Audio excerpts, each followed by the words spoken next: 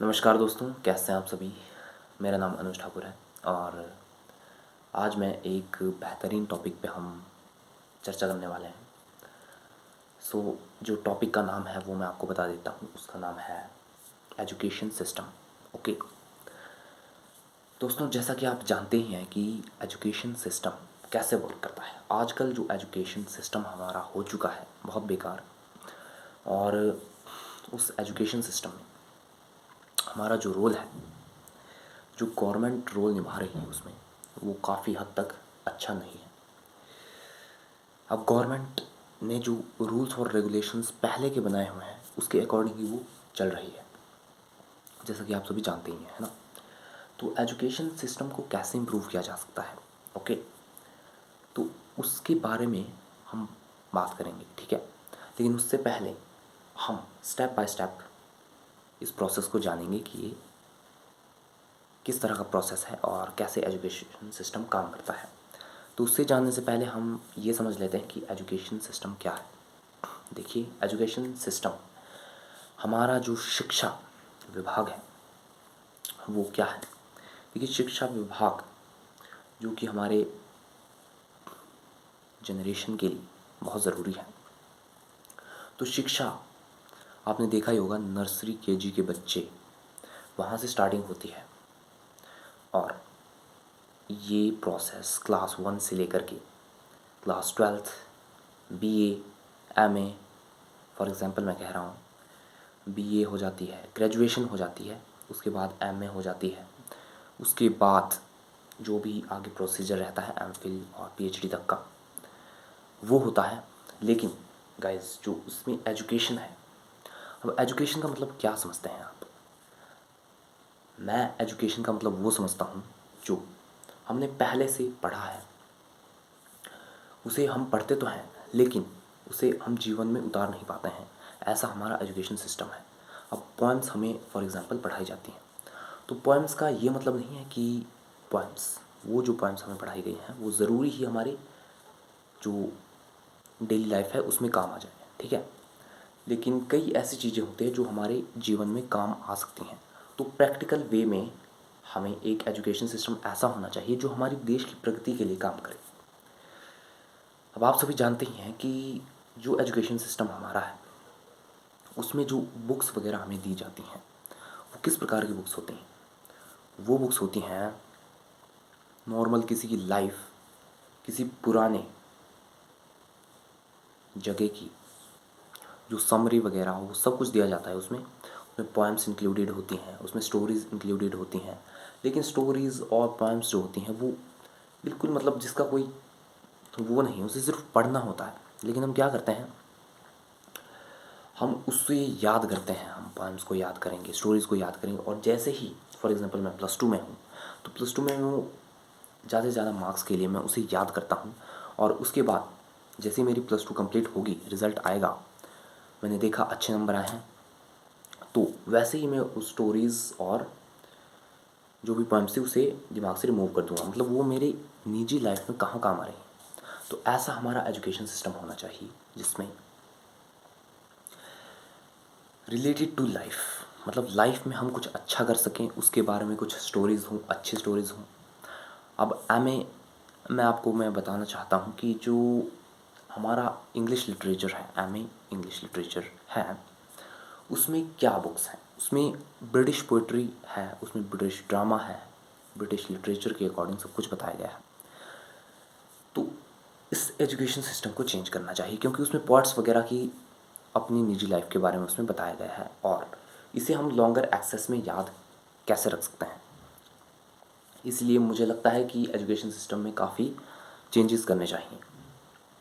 अब चेंजेस क्यों करने चाहिए ये आप अच्छी तरह से समझ गए होंगे कि एजुकेशन सिस्टम जो है, इसको अगर इम्प्रूव किया जाए ना, तो जो हमारी जनरेशन, आने वाली जनरेशन है ना, वो बिल्कुल सुधर जाएगी। देखिए, जो स्टार्टिंग से होता है ना, कि हमारी जो आने वाली जनरेशन है उसको हम बचपन से ही अगर अच्छा बनाएं, हम बचपन में अपने बच्चों को कोई भी संस्कार दे सकते हैं। आप अच्छे दे दीजिए, आप बुरे दे दीजिए, आप जैसा मर्जी उन्हें सांचे में ढाल सकते हैं। तो इसीलिए मैं कहना चाहता हूँ कि हमारा एजुकेशन सिस्टम है वो मेन चीज़ है। क्योंकि इसी से बच्चे के अंदर जो संस्कार हैं वो जनित होते हैं और उससे ही पता लगता है कि हमारी जो सिचुएशन है वो कैसी रहेगी। ठीक है, तो इसमें ये बात हो गई थी कि एजुकेशन सिस्टम में कैसे हम इम्प्रूवमेंट ला सकते हैं, और इसके लिए अब बात करते हैं कि गवर्नमेंट क्या डिसीजन इसके लिए ले।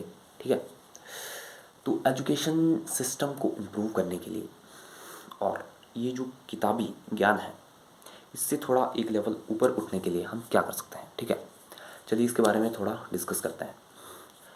तो दोस्तों देखिए, एजुकेशन सिस्टम, हमारा शिक्षा विभाग जो है वो बहुत महत्वपूर्ण भूमिका निभाता है सभी हमारे बच्चों के लिए, हमारे युवा पीढ़ी के लिए जो कि निरंतर अपनी पढ़ाई करते रहते हैं। ठीक है, अब उनके लिए एजुकेशन देना अनिवार्य है, क्योंकि अब गवर्नमेंट उसमें अगर चेंज करे तो छोटे छोटे स्टेप्स भी ले तो इससे एजुकेशन सिस्टम में जो चेंज आएगा उससे बच्चों पे भी बहुत बड़ा बदलाव देखने को मिल सकता है, और प्रैक्टिकल वे में चीज़ों को करवाया जाए और देश की फाइनेंशियल कंडीशंस को इम्प्रूव करने के लिए तरह तरह के डिसीजंस लिए जा सकते हैं।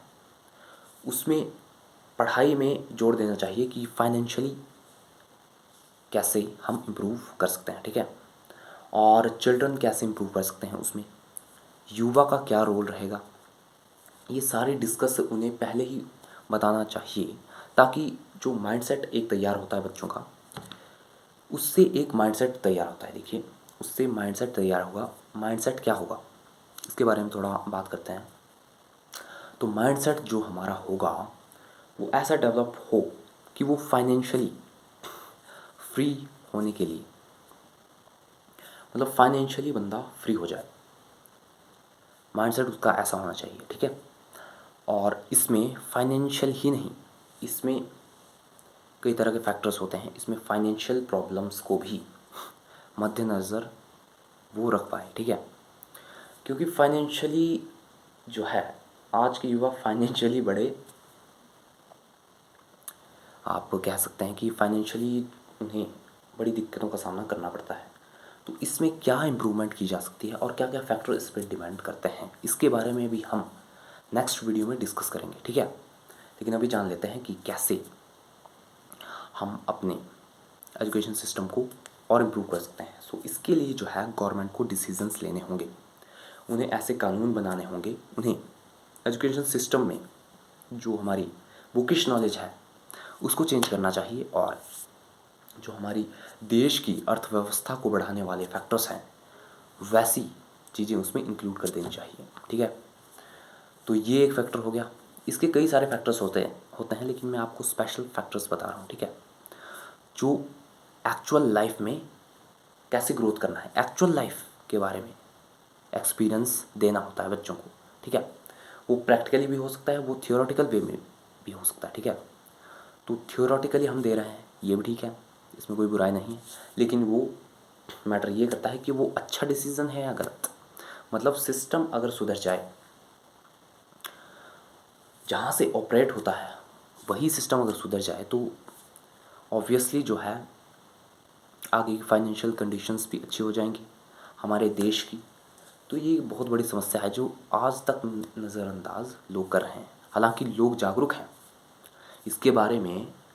जो एजुकेशन सिस्टम हमारा है इसके बारे में लोग जागरूक हैं ऑलरेडी, लेकिन ये है कि वो मतलब इसके लिए कोई प्रयास नहीं कर रहे हैं कि इम्प्रूवमेंट सब चाहते हैं, लेकिन इसके लिए प्रयास भी एक छोटा प्रयास तो करना ही होगा, क्योंकि अपनी तरफ से जब हम कदम उठाएंगे तभी गवर्नमेंट पर जो प्रेशर आएगा उससे ही इसको ओवरकम किया जा सकता है और एजुकेशन सिस्टम चेंज किया जा सकता है।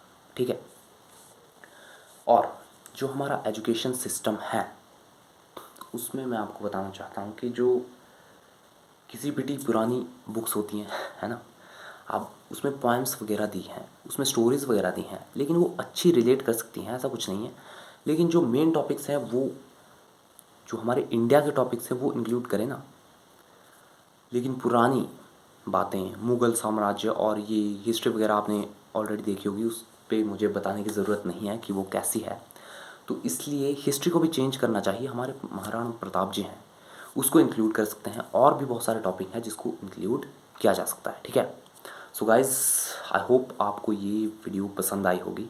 ये मैंने स्पेशली एजुकेशन सिस्टम के बेस पे बनाई थी, ठीक है। सो अगर आपको ये अच्छी लगती है तो आप इसे लाइक कर सकते हैं और मेरे चैनल को सब्सक्राइब ज़रूर कर लीजिएगा, ठीक है। और अगर आपको अच्छी लगे और आप सोचते हैं कि ये एजुकेशन सिस्टम पे एक अच्छी वीडियो है तो आप इसे शेयर भी कर सकते हैं, ठीक है। तो मैं आपसे नेक्स्ट वीडियो में मिलूँगा, ठीक है। तब तक के लिए जय हिंद, जय भारत।